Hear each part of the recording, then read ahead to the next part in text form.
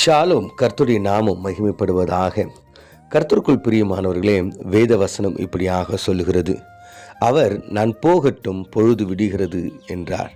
அதற்கு அவர், நீர் என்னை ஆசீர்வதித்தால் ஒழிய உம்மை போக விடேன் என்றார். ஆதியாகமும் 32:26.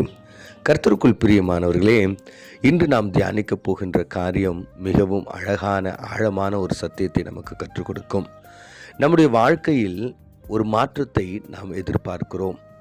அது எந்த நிலையிலாக இருக்கட்டும், சிறியவர்களாக இருக்கட்டும், அவர்கள் நல்லா படித்து நான் வாலிபனாய் மாற வேண்டும், திருமணம் செய்ய வேண்டும், ஒருவேளை வேலை செய்கிற இடங்களில், சரீரங்களில், வீடு அநேக நிலைகளில் நமக்கு ஒரு மாற்றம் வேண்டும்.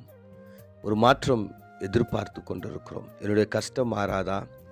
என்னுடைய வாழ்க்கையில் இருக்கிற என்னுடைய பலவீனம் மாறாதா? என்னுடைய தோல்விகள் மாறாதா? என்னுடைய இருள் மாறாதா என்று நாம் ஒரு மாற்றத்தை நோக்கி கடந்து போய் கொண்டிருக்கிறோம். இங்கே நாம் வாசித்த இந்த வேத வசனம், யாக்கோபு என்கிற தேவ மனிதனுடைய வாழ்க்கையில் ஒரு சாபமான ஒரு வாழ்க்கையில் அவர் இருக்கிறார்.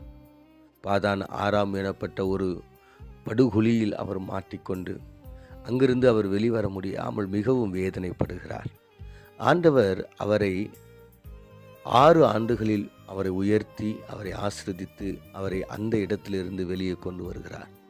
அப்பொழுதும் அவர் ஒரு தோல்வியான ஒரு நிலை, ஒரு குற்ற உணர்வு, ஒரு ஆசீர்வாத இன்மை அவர் உணர்ந்து, கர்த்தாவே என்னை ஆசீர்வதித்தால் ஒழிய நான் உம்மை விட்டு போக மாட்டேன் என்று சொல்கிறார்.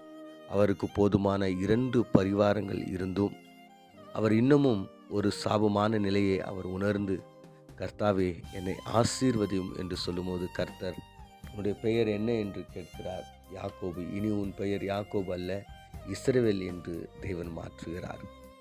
அதே விதமாக நாம் பார்க்கும்போது ஆபிரகாம், சாராளுடைய வாழ்க்கையை நாம் பார்க்கும்போது அவருடைய வாழ்க்கையிலும் ஒரு சாபமான ஒரு நிலையில் அவர்கள் தள்ளப்பட்டிருக்கிறார்.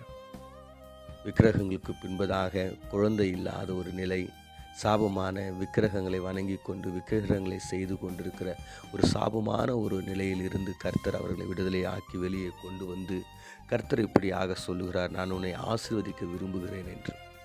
எப்பொழுது கர்த்தர் அவரை சந்தித்து அந்த ஆசீர்வாதங்களை நினைவு கூர்ந்து, இனி உன் பெயர் ஆபிரகாம் என்று சொல்லப்படும், அபிரகாம் என்று சொல்லப்படும், சாராய் என்று சொல்லப்படாமல் சாராள் என்று சொல்லப்படும் என்று சொல்லி, நீங்கள் தகப்பனாய் தாயாய் நீங்கள் மாறப் போறீங்கன்னு சொல்லிட்டு கர்த்தர் ஆசீர்வதிக்கிறார். அந்த வருடத்தில் தான் அவர்களுக்கு நல்ல ஒரு குமாரனை ஆண்டவர் கொடுக்கிறார்.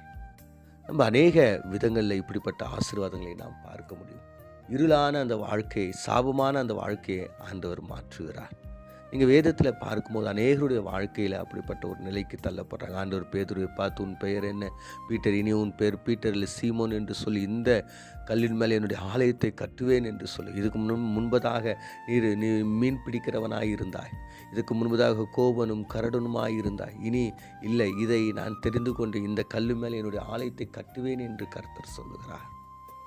நீங்கள் வேதத்தில் பார்க்கும்போது அப்படியாக அநேக விதமான ஆசீர்வாதமான காரியங்களை தேவன் பார்க்க முடியும்.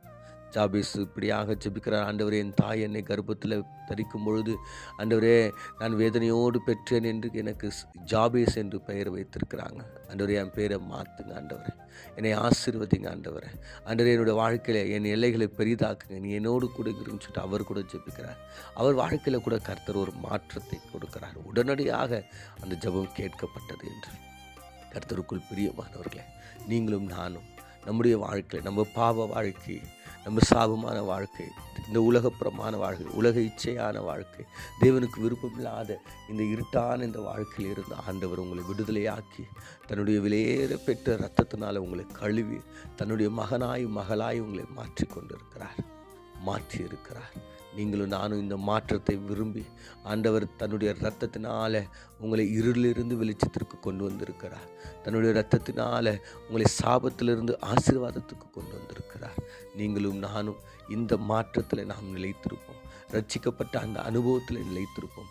ரட்சிக்கப்பட்ட அந்த நாளை நினைவு கூர்ந்து நான் ஞானஸ்தானம் எடுக்கும் பொழுது, தேவனை அறிந்து கொள்ளும் போது, இப்படியாக பிரமாணங்களை செய்தேனே, இன்று நான் அதில் நிலைத்திருக்கிறேனா என்று நீங்கள் எண்ணி பார்க்க வேண்டும். தானியேலும் அவருடைய நண்பர்களும் பாபிலோன் தேசத்திற்கு போகும்போது அந்த ராஜா பாபிலோன் தேசத்தினுடைய விக்கிரகங்கள் பெயர்களை வைத்து அவர்கள் எப்படியாக மாற்ற வேண்டும், ராஜ போஜனத்தை கொடுத்து மாற்ற வேண்டும், விக்கிரக ஆராதனைகளை கொடுத்து மாற்ற வேண்டும், அநேக விதமான உருவ வழிபாடுகள் மூலமாய் அவர்களை மாற்ற வேண்டும் என்று நினைத்தார்கள். ஆனால் தானியேலும் அவருடைய நண்பர்களும் தேவன் அவர்களை எந்த நிலையில் உயர்த்தி வச்சிருக்க, எந்த நிலையில் தெரிந்து கொண்டாரோ அந்த பரிசுத்தத்திலிருந்து, அந்த தேவனுக்கு விருப்பமான காரியத்திலிருந்து அவங்க ஒரு நாளும் பின்னாக திரும்பவில்லை. கர்த்தருக்குள் பிரியமானவர்களே, நீங்களும் நானும் தானியேலைப் போல ஒரு நண்பர்களைப் போல நிலைத்திருப்போம்.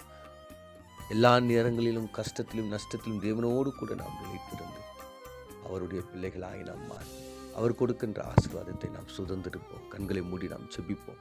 எங்களை அதிகமாய் நேசிக்கிற எங்கள் பரலோக தகப்பனை, நாங்கள் தியானித்த அந்த வேத வசனத்தின் பிரகாரம் ஆண்டவரே யாக்கோபு ஒரு மாற்றத்தை விரும்பினான். ஆண்டவரே, அவருடைய வாழ்க்கையை நீங்கள் சாபத்திலிருந்து ஆசீர்வாதமாய், ஆபிரகாமுடைய வாழ்க்கை சாபத்திலிருந்து ஆசீர்வாதமாய் நீங்கள் மாற்றினீங்க. பேதுருடைய வாழ்க்கையை நீர் மாற்றினீங்க அப்பா. ஜாபேசனுடைய வாழ்க்கையை நீர் மாற்றினீங்க அப்பா.